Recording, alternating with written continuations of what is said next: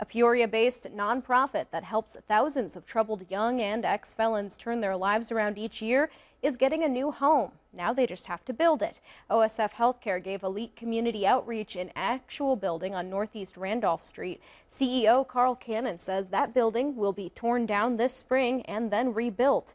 The Elite Game Changers Safe School will move there, which will help hundreds of students facing legal challenges modify their behavior and improve grades, which is 4 times the volume. That's 4 times the volume they can currently serve.